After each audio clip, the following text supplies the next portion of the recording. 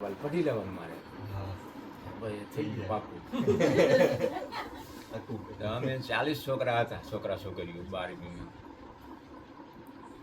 એમાં કુલ 11 જણા પાસ થયા 40માં. અમારો 3જો નંબર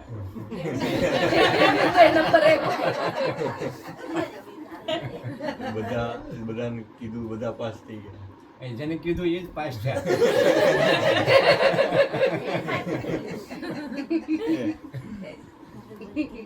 આખી છેલ્લું પેપર હતું.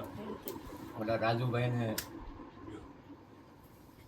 એક ચિઠ્ઠી લખી દીધી ને પિતાજીને. મેં કીધા પિતાજીને ચિઠ્ઠી આપી દીધી. એમાં લખેલું હું કાળુને મળવા જાઉં છું અગોચર. ચિઠ્ઠી પડી છે કદાચ, અગોચર કાળુને મળવા જાઉં છું. આ લોકોને એમ કે કાળુ નામનો કોઈ દોસ્ત હશે તો મળવા ગયો હશે આમ તેમ ક્યાંય. એ ચિઠ્ઠી અહીંયા આપી આ લોકોને એમ કે આ ગયો હશે કંઈક મળવા દોસ્ત. એમ હતું. નીકળી ગયો નર્મદા કિનારે. ત્યાં જઈને કપડાં બધું નાખી દીધું નદીમાં. એ આરામથી વેકરામાં પડ્યા છે.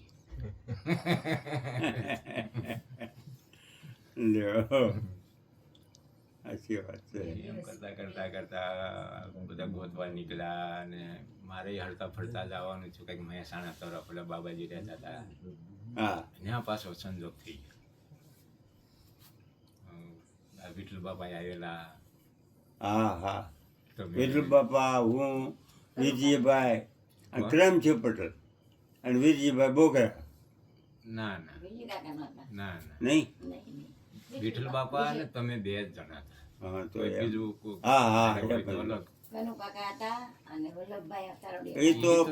એ તો પહેલા મુંબઈ થી ગયો ત્યારે એ વખત વાત. એ મુંબઈ ની કહાની નોખી.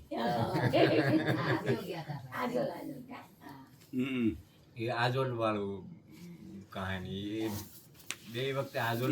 એ ક્રમસિંહ પટેલની ગાડી લઈને જ આવ્યા હતા કે ગાડી ન હોય પછી જ્યાંથી આપણે ગાડી મનો કે અમદાવાદથી લીધી ને અહીં સુધી આવ્યા. એમ કંઈક સાંભળે. એમ લ્યો.